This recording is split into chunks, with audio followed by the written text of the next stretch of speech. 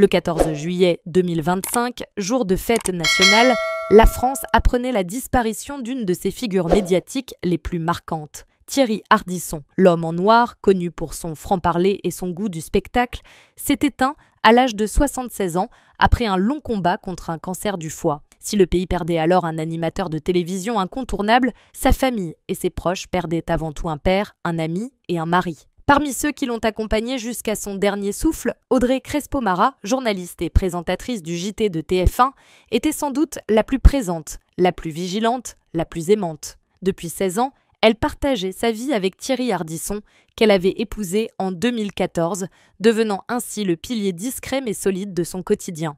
La nouvelle de sa mort a suscité une vive émotion dans le paysage médiatique et au-delà. Hommages, souvenirs et témoignages se sont multipliés, rappelant l'importance de son rôle dans la télévision française depuis plus de 3 décennies. Mais au-delà des projecteurs et des plateaux, ce sont les coulisses intimes qui ont retenu l'attention du public. La relation fusionnelle et singulière qu'il entretenait avec Audrey Crespo-Mara. Une relation souvent caricaturée ou incomprise, notamment lorsque l'animateur aimait répéter qu'ils ne vivaient pas ensemble.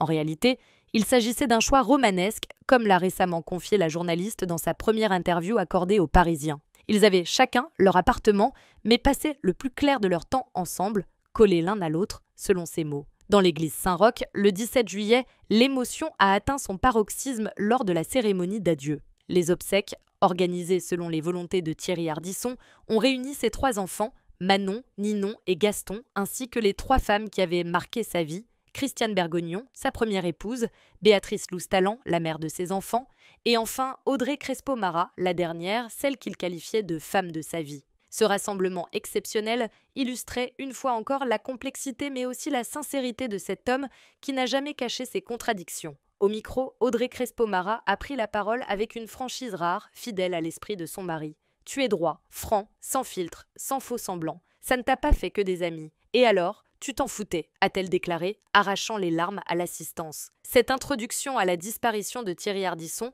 révèle autant l'homme public que le compagnon privé.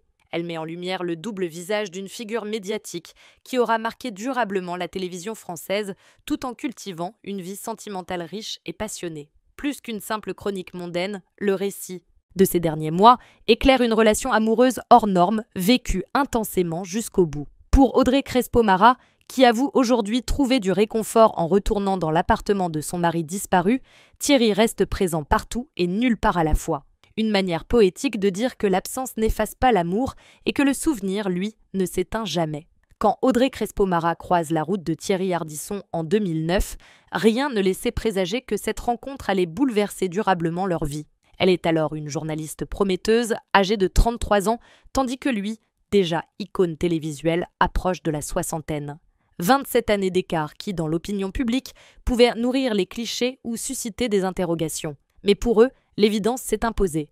Ils se sont trouvés simplement dans une complicité immédiate faite d'humour, de curiosité intellectuelle et d'admiration réciproque. Très vite, leur relation s'installe comme une évidence, même si le couple se plaît à cultiver une certaine singularité. En 2014, 5 ans après leur rencontre, ils officialisent leur union par un mariage discret mais symbolique, scellant une histoire qui n'a cessé de défier les regards extérieurs. Audrey Crespo-Mara n'était pas seulement la jeune épouse de Thierry Ardisson, elle devenait son alliée, sa confidente, sa partenaire de vie dans un quotidien parfois chaotique. L'une des particularités de ce couple a longtemps alimenté les chroniques. Ardisson affirmait avec un sourire malicieux qu'ils ne vivaient pas ensemble. Cette petite musique, répétée dans les médias, contribuait à façonner l'image romanesque de leur relation. Pour lui, il s'agissait d'une façon de se distinguer, d'ajouter une touche de liberté et de mystère à leur histoire. Dans sa première prise de parole depuis le décès de son mari, Audrey Crespo-Mara a tenu à nuancer cette perception.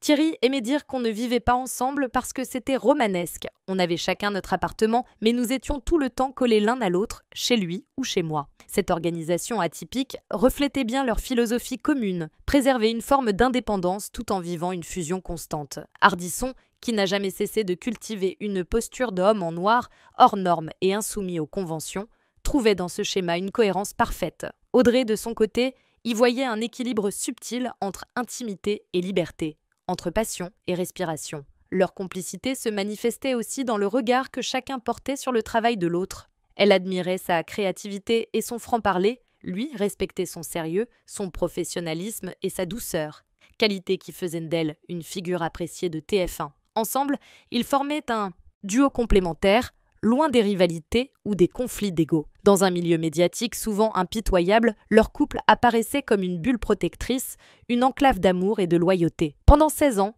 ils ont partagé un quotidien tissé de rituels simples, de dîners entre amis, de voyages, mais aussi de moments de silence et de réflexion. Ceux qui les connaissaient décrivent un couple uni, souvent main dans la main, qui ne craignait pas de s'afficher, mais sans jamais tomber dans l'exhibition. La force de leur lien reposait sur une évidence, malgré les années, malgré la différence d'âge, ils ne se sont plus jamais quittés. Cette histoire d'amour hors du commun, nourrie d'intensité et de sincérité, trouve aujourd'hui son prolongement dans les mots qu'Audrey Crespo-Mara prononce pour honorer la mémoire de son mari. Elle rappelle que si Thierry Ardisson a été un personnage public controversé, il était avant tout pour elle l'homme de sa vie, celui qui a su la faire rire, la protéger et l'aimer sans condition.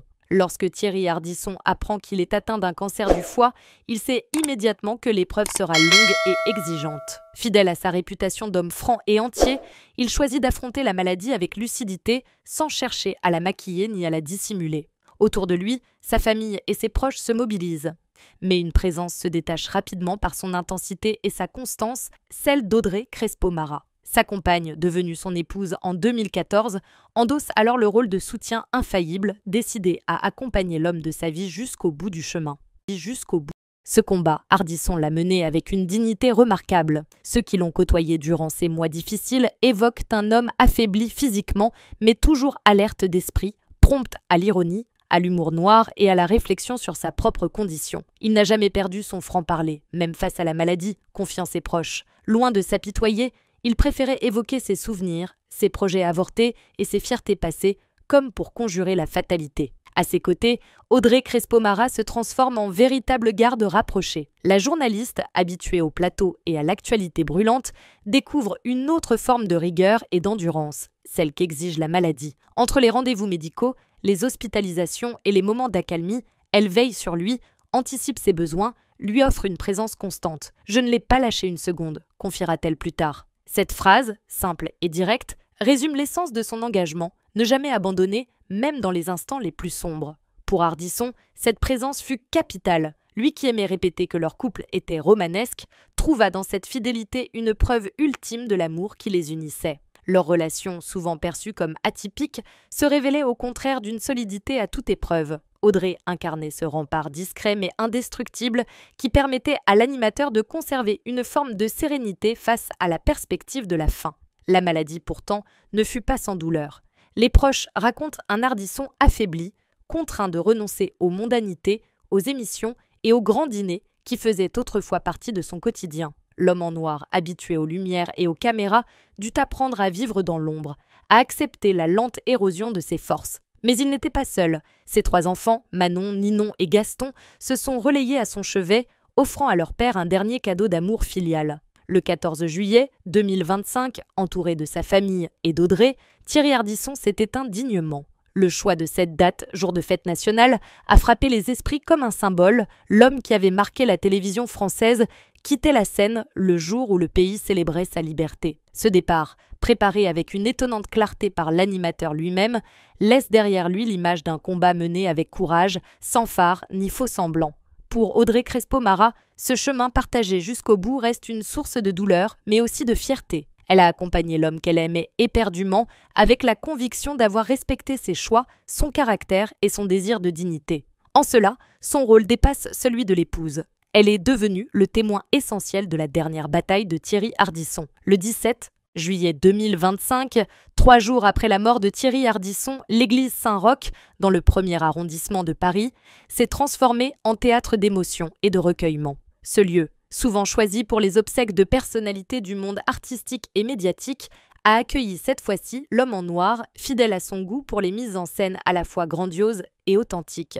La cérémonie, préparée selon ses volontés, a réuni une assemblée hétéroclite à l'image du personnage, proche, anonyme, collègues de télévision, figures politiques et culturelles. Tous étaient venus rendre un dernier hommage à un homme qui, qu'on l'aime ou qu'on le critique, n'a jamais laissé indifférent. Dès l'entrée dans l'église, le contraste frappait, solennité religieuse et franc-parler hardissonien se mêlaient dans une atmosphère singulière. Le cercueil, sobre et sombre, trônait au centre, entouré de gerbes de fleurs blanches. À l'avant, les premiers rangs rassemblaient ceux qui comptaient le plus pour l'animateur. Ses 3 enfants, Manon, Ninon et Gaston, mais aussi les 3 femmes qu'il avait aimées au cours de sa vie. Une scène rare, presque théâtrale, mais fidèle à ses souhaits. « Je veux que toutes les femmes que j'ai vraiment aimées soient présentes à mes obsèques », avait-il confié.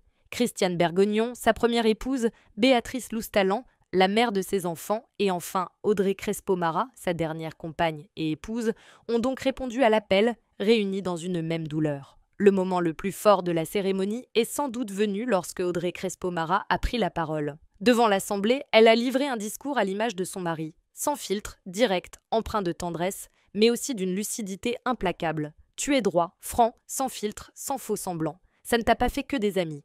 Et alors ? Tu t'en foutais, a-t-elle lancé, provoquant des sourires mêlés de larmes, et d'ajouter, avec une pointe d'ironie crue en référence aux confidences de son mari, « Tu m'as dit, cette cérémonie à Saint-Roch, fais gaffe, ça va être le bal des faux culs. » Ces mots, inattendus dans une église, résonnaient pourtant comme un hommage fidèle à celui qui avait toujours refusé les convenances. Autour d'elle, beaucoup ont été bouleversés par cette prise de parole, car Audrey Crespo-Mara ne s'est pas contentée de réciter un texte convenu. Elle a incarné par ses mots l'esprit libre et entier de son mari disparu. Son discours, ponctué d'excuses adressées à ceux que Thierry n'avait pas assez aimés ou aidés, soulignait autant la franchise que les contradictions de l'homme. Les obsèques se sont poursuivies dans une atmosphère à la fois recueillie et singulière. Plusieurs personnalités médiatiques ont rappelé le rôle de Thierry Ardisson.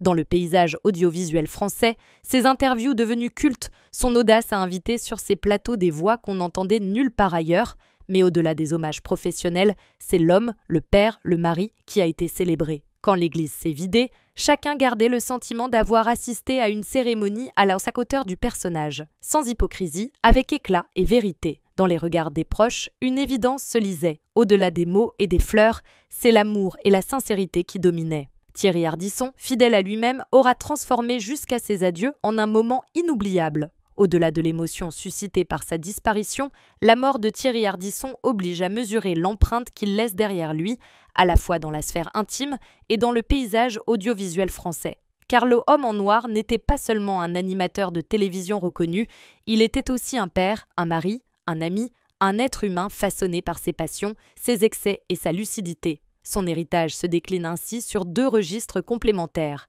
L'héritage personnel, transmis à ses proches, et l'héritage médiatique, laissé à tout un pays. Sur le plan familial, Thierry Ardisson restera dans la mémoire de ses 3 enfants, Manon, Ninon et Gaston, comme un père exigeant mais aimant. Ses relations avec eux ont parfois été complexes, marquées par ses choix professionnels, ses engagements et ses absences. Mais dans ces dernières années, et plus encore lors de sa maladie, il a cherché à resserrer ses liens, à transmettre ce qui comptait vraiment, le goût de la liberté, l'importance de rester soi-même, la nécessité de dire la vérité. Ses enfants, présents à ses côtés jusqu'à la fin, garderont de lui le souvenir d'un père entier, imprévisible mais profondément attaché au sien. Pour Audrey Crespo-Mara, enfin, il laisse le souvenir d'un amour vécu sans compromis, d'une complicité qui aura marqué 16 années de vie commune. Elle en sort meurtrie mais fière, consciente d'avoir partagé la vie d'un homme hors norme.